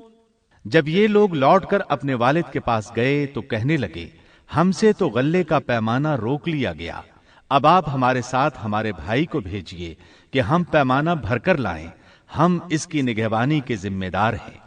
یعنی انہوں نے کہا کہ آئندہ ہمیں غلہ اسی صورت میں ملے گا جب ہم اپنے چھوٹے بھائی بنیامین کو ساتھ لے جائیں گے۔ اس پر یعقوب علیہ السلام نے فرمایا، قال هل آمنكم عليه إلا كما أمنتكم على أخيه من قبل فالله خير حافظا وهو أرحم الراحمين۔ یعقوب نے کہا کہ مجھے تو اس کی بابت تمہارا بس ویسا ہی اعتبار ہے جیسا اس سے پہلے اس کے بھائی کے بارے میں تھا، بس اللہ ہی بہترین حافظ ہے اور وہ سب مہربانوں سے بڑا مہربان ہے۔ مطلب یہ کہ یعقوب علیہ السلام نے ان کی بات ماننے سے انکار کر دیا۔ اس کے بعد جب انہوں نے اپنا سامان کھولا تو کیا دیکھا، ولما فتحوا متاعهم وجدوا بضاعتهم ردت إليهم قالوا يا أبانا ما نبغي هذه بضاعتنا ردت إلينا ونمير أهلنا ونحفظ أخانا ونزداد كيل بعير ذلك كيل يسير۔ جب انہوں نے اپنا سامان کھولا تو انہوں نے اپنا سرمایہ موجود پایا جو ان کی جانب لوٹا دیا گیا تھا۔ کہنے لگے، اے ہمارے باپ، ہمیں اور کیا چاہیے، دیکھیے تو یہ ہمارا سرمایہ بھی ہمیں واپس لوٹا دیا گیا ہے۔ ہم اپنے خاندان کو غلہ لا دیں گے اور اپنے بھائی کی نگرانی رکھیں گے اور ایک اونٹ کا پیمانہ زیادہ لائیں گے، یہ ناپ تو بہت آسان ہے۔ جب یعقوب علیہ السلام نے یہ معاملہ دیکھا اور ان کا اصرار بڑھا تو سوچ میں پڑ گئے کہ معاملہ کچھ اور معلوم ہوتا ہے، پس انہیں اللہ تعالی کی طرف سے الہام ہوا کہ ساتھ بھیج دیجئے۔ قال لن أرسله معكم حتى تؤتون موثقا من الله لتأتونني به إلا أن يحاط بكم فلما آتوه موثقهم قال الله على ما نقول وكيل۔ یعقوب نے کہا، میں تو اسے ہرگز تمہارے ساتھ نہ بھیجوں گا جب تک کہ تم اللہ کو بیچ میں رکھ کر مجھے قول و قرار نہ دو کہ تم اسے میرے پاس پہنچاؤ گے، سوائے اس ایک صورت کے کہ تم سب گرفتار کر لیے جاؤ۔ جب انہوں نے پکا قول و قرار دیا تو انہوں نے کہا، ہم جو کچھ کہتے ہیں اللہ اس پر نگہبان ہے۔ انہوں نے مزید نصیحت کی، وقال يا بني لا تدخلوا من باب واحد وادخلوا من أبواب متفرقة وما أغني عنكم من الله من شيء إن الحكم إلا لله عليه توكلت وعليه فليتوكل المتوكلون۔ اور یعقوب نے کہا، اے میرے بچوں، تم سب ایک دروازے سے نہ جانا بلکہ کئی جدا جدا دروازوں میں سے داخل ہونا، میں اللہ کی طرف سے آنے والی کسی چیز کو تم سے ٹال نہیں سکتا، حکم صرف اللہ ہی کا چلتا ہے، میرا کامل بھروسہ اسی پر ہے اور ہر ایک بھروسہ کرنے والے کو اسی پر بھروسہ کرنا چاہیے۔ مطلب یہ تھا کہ تم 11 نوجوان ہو، تمہیں دیکھ کر کوئی حسد نہ کر بیٹھے، تمہیں نظر نہ لگ جائے، اور نظر کا لگ جانا برحق ہے، اور یہ بسا اوقات انسان کو قبر میں پہنچا دیتی ہے۔ اب یہ روانہ ہوئے۔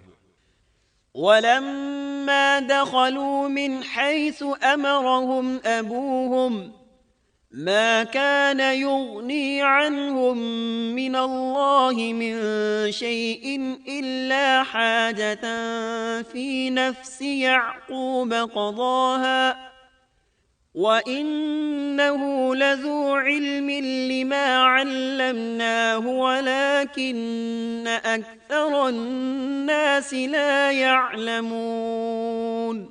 جب وہ انہی راستوں سے جن کا حکم ان کے والد نے انہیں دیا تھا گئے، کچھ نہ تھا کہ اللہ نے جو بات مقرر کر دی ہے وہ اس سے انہیں ذرا بھی بچا لے، مگر یعقوب کے دل میں ایک خیال پیدا ہوا جسے اس نے پورا کر لیا۔ بلا شبہ وہ ہمارے سکھلائے ہوئے علم کا عالم تھا، لیکن اکثر لوگ نہیں جانتے۔ مطلب یہ کہ انسان کی کوشش کے باوجود تقدیر اپنا کام دکھا جاتی ہے۔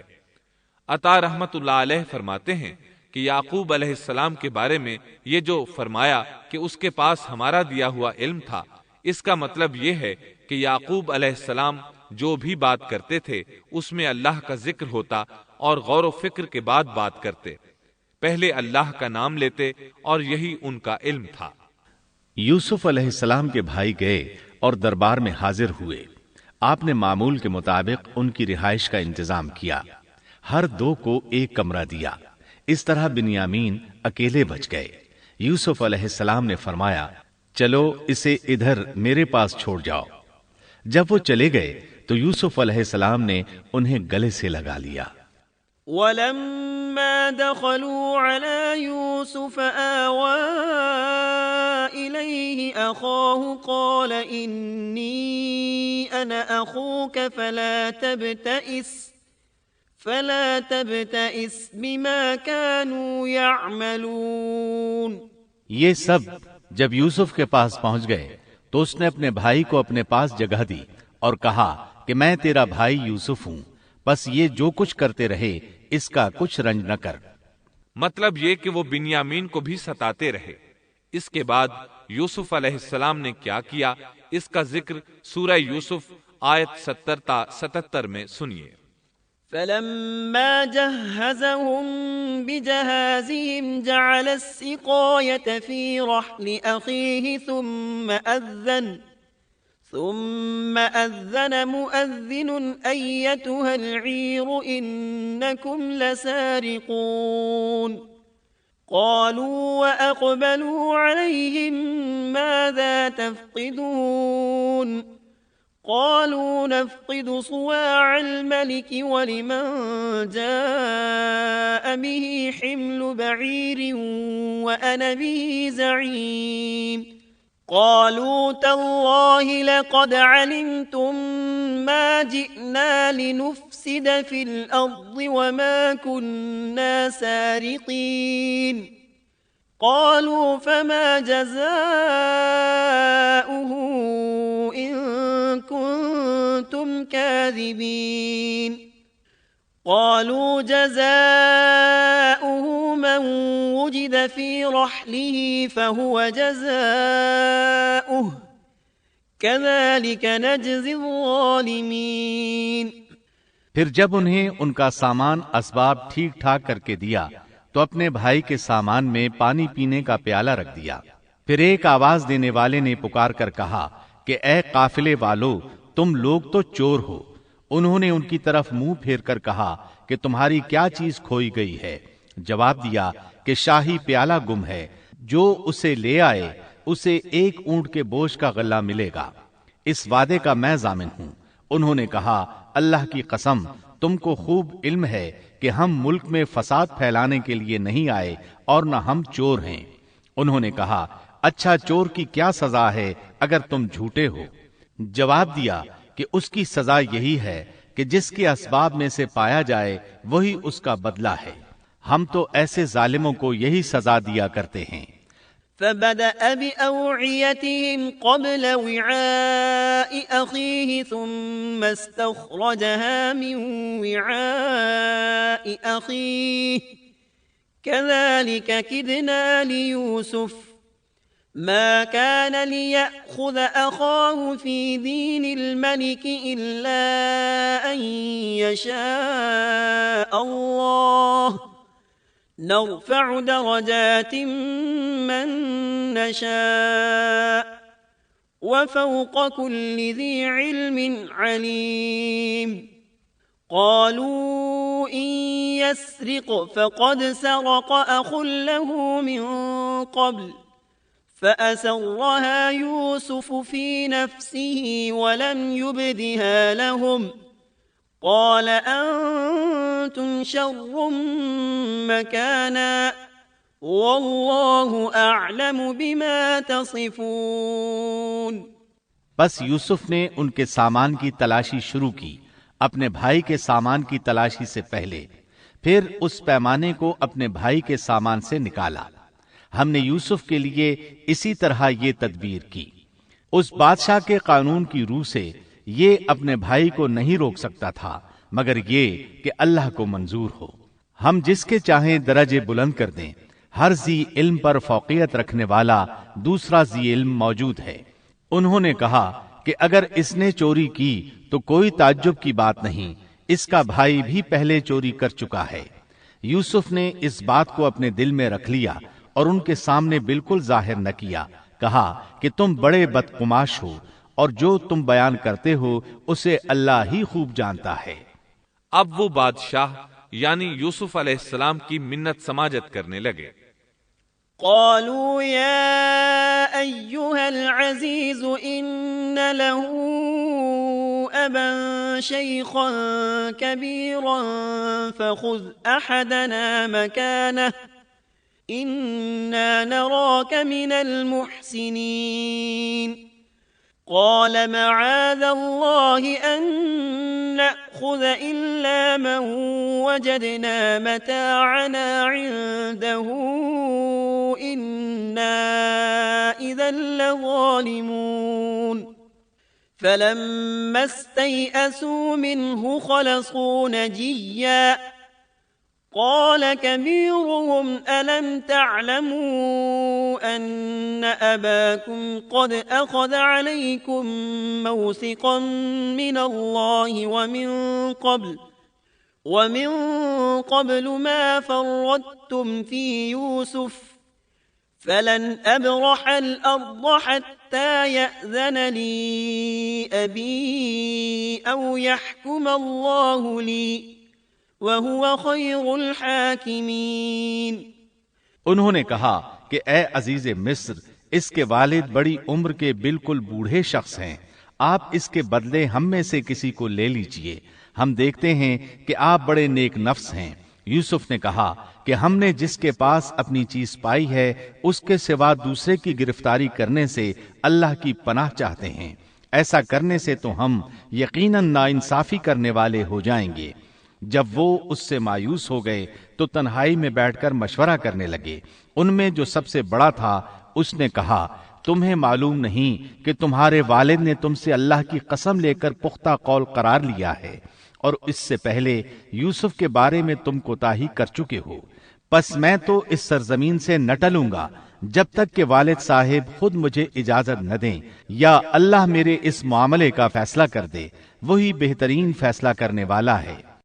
ارجعوا إلى أبيكم فقولوا يا أبانا إن ابنك سرق وما شهدنا إلا بما علمنا وما كنا للغيب حافظين واسأل القرية التي كنا فيها والعير التي أقبلنا فيها وإنا لصادقون قال بل سولت لكم أنفسكم أمرا فصبر جميل عسى الله أن يأتيني بهم جميعا إنه هو العليم الحكيم۔ تم سب والد صاحب کی خدمت میں واپس جاؤ اور کہو کہ ابا جی آپ کے صاحبزادے نے چوری کی اور ہم نے وہی گواہی دی تھی جو ہم جانتے تھے، ہم کچھ غیب کی حفاظت کرنے والے نہ تھے۔ آپ اس شہر کے لوگوں سے دریافت فرما لیں جہاں ہم تھے، اور اس قافلے سے بھی پوچھ لیں جس کے ساتھ ہم آئے ہیں، اور یقیناً ہم بالکل سچے ہیں۔ یعقوب نے کہا یہ تو نہیں بلکہ تم نے اپنی طرف سے بات بنا لی، پس اب صبر ہی بہتر ہے، قریب ہے کہ اللہ ان سب کو میرے پاس ہی پہنچا دے، وہی علم و حکمت والا ہے۔ پھر یعقوب علیہ السلام رونے لگے اور کہنے لگے وَتَوَلَّى عَنْهُمْ وَقَالَ يَا أَسَفَا عَلَى يُوسُفَ وَابْيَضَّتْ عَيْنَاهُ مِنَ الْحُزْنِ فَهُوَ كَظِيمٌ قَالُوا تَاللَّهِ تَفْتَأُ تَذْكُرُ يُوسُفَ حَتَّى تَكُونَ حَرَضًا أَوْ تَكُونَ مِنَ الْهَالِكِينَ۔ پھر ان سے منہ پھیر لیا اور کہا ہائے یوسف۔ ان کی آنکھیں بوجہ رنج و غم کے سفید ہو چکی تھیں اور وہ غم کو دبائے ہوئے تھے۔ بیٹوں نے کہا واللہ آپ ہمیشہ یوسف کی یاد ہی میں لگے رہیں گے، یہاں تک کہ گھل جائیں یا ختم ہی ہو جائیں۔ اس پر یعقوب علیہ السلام نے کہا قال انما اشکو بثی وحزنی الى اللہ واعلم من اللہ ما لا تعلمون یا بنی اذهبوا فتحسسوا من یوسف واخیہ ولا تیأسوا من روح اللہ إنه لا ييأس من روح الله إلا القوم الكافرون۔ انہوں نے کہا کہ میں تو اپنی پریشانیوں اور رنج کی فریاد اللہ ہی سے کر رہا ہوں، مجھے اللہ کی طرف سے وہ باتیں معلوم ہیں جو تم نہیں جانتے۔ میرے پیارے بچوں، تم جاؤ اور یوسف کی اور اس کے بھائی کی پوری طرح تلاش کرو، اور اللہ کی رحمت سے نا امید نہ ہو، یقیناً رب کی رحمت سے نا امید وہی ہوتے ہیں جو کافر ہوتے ہیں۔ اب ان کے پاس غلہ خریدنے کے لیے سامان تجارت بہت کم تھا، وہ تھوڑا سا سامان لے کر پھر یوسف علیہ السلام کے پاس گئے۔ فلما دخلوا عليه قالوا يا أيها العزيز مسنا وأهلنا الضر وجئنا ببضاعة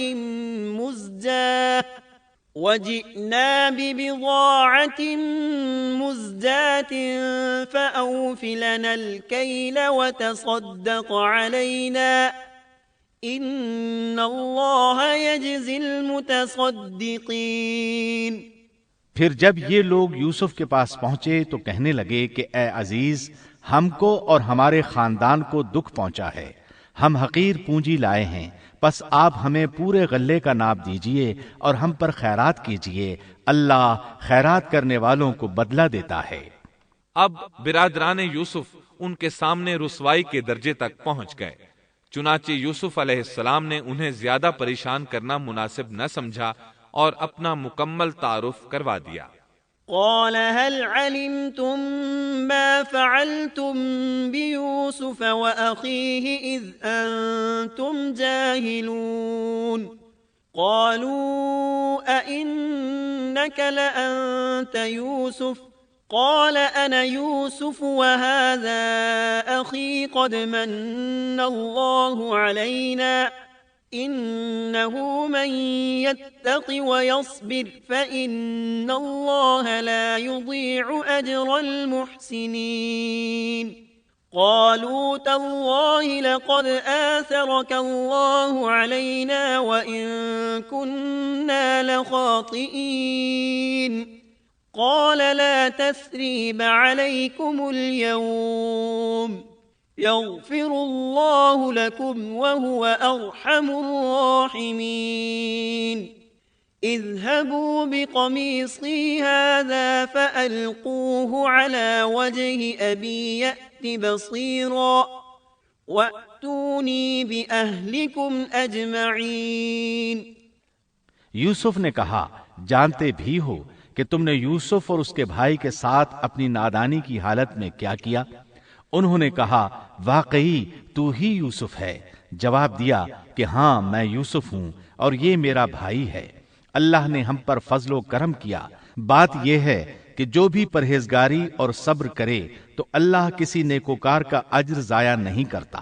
انہوں نے کہا اللہ کی قسم، اللہ نے تجھے ہم پر برتری دی ہے اور یہ بھی بالکل سچ ہے کہ ہم خطا کار تھے۔ جواب دیا آج تم پر کوئی ملامت نہیں ہے، اللہ تمہیں بخشے، وہ سب مہربانوں سے بڑا مہربان ہے۔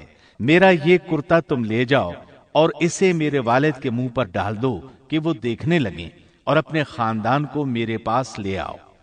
وہ قمیص لے کر یعقوب علیہ السلام کی طرف چل دیے۔ جو ہی مصر سے چلے یعقوب علیہ السلام نے خوشبو محسوس کر لی۔ ولما فصلت العير قال أبوهم إني لأجد ريح يوسف لولا أن تفندون قالوا تالله إنك لفي ضلالك القديم فلما أن جاء البشير ألقاه على وجهه فارتد بصيرا قال ألم أقل لكم إني أعلم من الله ما لا تعلمون قالوا يا أبانا استغفر لنا ذنوبنا إنا كنا خاطئين قال سوف أستغفر لكم ربي إنه هو الغفور الرحيم۔ جب یہ قافلہ جدا ہوا تو ان کے والد نے کہا کہ مجھے تو یوسف کی خوشبو آ رہی ہے، اگر تم مجھے بے وقوف نہ کہو۔ وہ کہنے لگے کہ واللہ آپ اپنے اسی پرانے خط میں مبتلا ہیں۔ جب خوشخبری دینے والے نے پہنچ کر ان کے منہ پر وہ کرتا ڈالا، اسی وقت وہ پھر سے بینا ہو گئے۔ کہا کیا میں تم سے نہ کہا کرتا تھا کہ میں اللہ کی طرف سے وہ باتیں جانتا ہوں جو تم نہیں جانتے؟ انہوں نے کہا ابا جی آپ ہمارے لیے گناہوں کی بخشش طلب کیجئے، بے شک ہم قصوروار ہیں۔ کہا اچھا میں جلد ہی تمہارے لیے اپنے پروردگار سے بخشش مانگوں گا، وہ بہت بڑا بخشنے والا اور نہایت مہربانی کرنے والا ہے۔ پھر سارا خاندان یوسف علیہ السلام کے پاس آیا۔ فلما دخلوا على يوسف آوى إليه أبويه وقال ادخلوا مصر إن شاء الله آمنين ورفع أبويه على العرش وخروا له سجدا وقال يا أبت هذا تأويل رؤياي من قبل قد جعلها ربي حقا وقد أحسن بي إذ أخرجني من السجن وجاء بكم من البدو من بعد أن نزغ الشيطان بيني وبين إخوتي إن ربي لطيف لما يشاء إنه هو العليم الحكيم رب قد آتيتني من الملك وعلمتني من تأويل الأحاديث فاطر السماوات والأرض أنت وليي في الدنيا والآخرة توفني مسلما وألحقني بالصالحين۔ جب یہ سارا گھرانہ یوسف کے پاس پہنچ گیا تو یوسف نے اپنے ماں باپ کو اپنے پاس جگہ دی اور کہا اللہ کو منظور ہے تو آپ سب امن و امان کے ساتھ مصر میں آؤ، اور اپنے تخت پر اپنے ماں باپ کو اونچا بٹھایا اور سب اس کے سامنے سجدے میں گر گئے۔ تب کہا کہ ابا جی، یہ میرے پہلے کے خواب کی تعبیر ہے، میرے رب نے اسے سچا کر دکھایا۔ اس نے میرے ساتھ بڑا احسان کیا جبکہ مجھے جیل خانے سے نکالا اور آپ لوگوں کو صحرا سے لے آیا۔ اس اختلاف کے بعد جو شیطان نے مجھ میں اور میرے بھائیوں میں ڈال دیا تھا، میرا رب جو چاہے اس کے لیے بہترین تدبیر کرنے والا ہے، اور وہ بہت علم و حکمت والا ہے۔ اے میرے پروردگار، تو نے مجھے کچھ حکومت عطا فرمائی اور مجھے خواب کی تعبیر سکھلائی۔ اے آسمانوں اور زمین کے پیدا کرنے والے، تو ہی دنیا و آخرت میں میرا ولی اور کارساز ہے۔